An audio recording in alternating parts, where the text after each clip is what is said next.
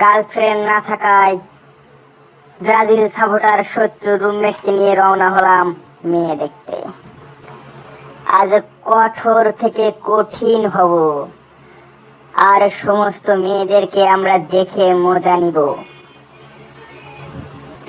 পানির ট্যাঙ্কির সাইড দিয়ে, রাস্তার উপর দিয়ে, বিমান নিয়ে বোর্ডের সাইড দিকে আমার রুমমেটকে নিয়ে এগিয়ে যাচ্ছি। সামনে দেখা পেলাম বিজিবির ক্যান্টনমেন্ট।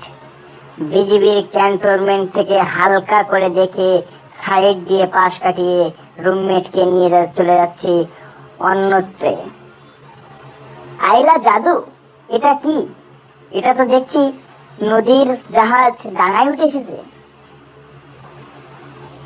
কঠোর থেকে কঠিন ভাবে পরিশ্রম করার ফলে এমন দৃশ্য মেলে বাংলাদেশে। হাঁটি হাঁটি পা পা করে অবশেষে পৌঁছে গেলাম খুলনা স্টেডিয়াম, আবু নাসের স্টেডিয়াম। আইলা জাদু, চারি সাইডে দেখছি লম্বা লম্বা লাঠির মাথায় কি যেন বাঁধানো রয়েছে, কিন্তু স্টেডিয়ামের যে হারে অবস্থা, সে হারে ছাগলও ওর ভিতরে ঘাস খেতে আসে না। ওরে মা, এটা কি? সামনে দেখি হঠাৎ করে খুলনার সবচেয়ে বড় টাওয়ার নির্মাণাধীন রয়েছে। তারপরে আমরা সামনে গিয়ে গিয়ে দেখলাম হাসপাতাল। অবশেষে আমরা ঢুকে গেলাম আকাঙ্ক্ষিত জায়গা। কঠোর থেকে কঠিন ভাবে সেই পার্ক, যে পার্কের নাম না বললে নয়। পার্কের নাম হচ্ছে হাদিস পার্ক। আসলে এই পার্কের এত বৈশিষ্ট্যটার কারণ হচ্ছে এটাতে ঢুকতে কোনো টিকিট লাগে না।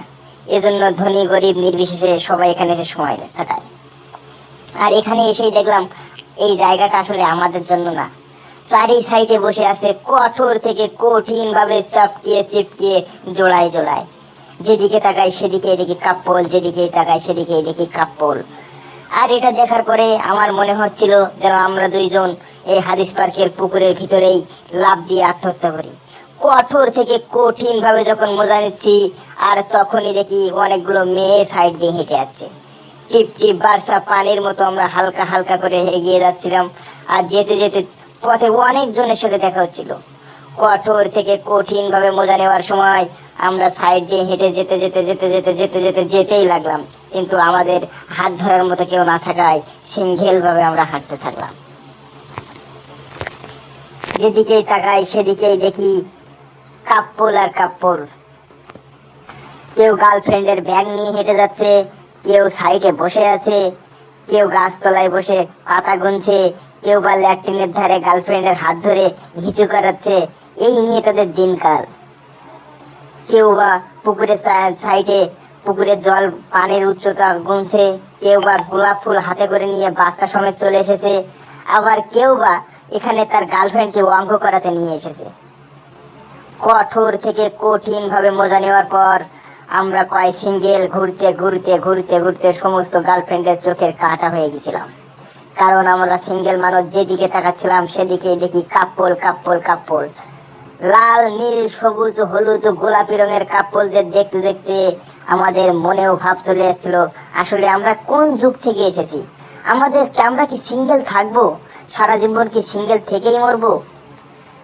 ঘুরতে আমরা চলে আসলাম হাদিস পার্কের চত্বরে। আর এসেই দেখলাম সেই আকাঙ্ক্ষিত দৃশ্য, যেখানে সবাই জোড়ায় বসে আছে। সবাই দেখলাম হাতে হাতে ধরে গল্প করছে, আর আমরা একে অপরের রুমমেটের হাত ধরে আমরা ঘুরে বেড়াচ্ছি। কঠোর থেকে কঠিন ভাবে শহীদদের প্রতি ভালোবাসা জানাতে দুই কাপ্পল উঠে গেছে শহীদ মিনারে। দুর্গম পাহাড়ের মধ্য দিয়ে আমরা যখন যাচ্ছিলাম, তখন দেখলাম সেখান দিয়ে অনেক কাপ্পল হেঁটে যাচ্ছে, সাথে তাদের একটা করে বয়ফ্রেন্ডও ছিল। আমাদের কেউ না থাকায় আমরাই হাত ধরে হেঁটে যাচ্ছিলাম। পাহাড় থেকে নামতেছি, পাহাড়ে উঠেছি, কত কিনা করেছি এইখানে, শুধু করতে পারিনি একটাই কাজ, সেটা হচ্ছে গার্লফ্রেন্ড না থাকায় গার্লফ্রেন্ডের হাত ধরে আমরা ঘুরতে পারিনি। ইতিহাসের পাতায় আমাদের এই ভ্রমণের কাহিনী লেখা থাকবে, যেখানে আমরা ব্যাচেলারেরাই ঘুরতে গেছিলাম আর মনের আফসোসে আত্মহত্যা করতে বাধ্য হয়েছিলাম ঘোরার পরে।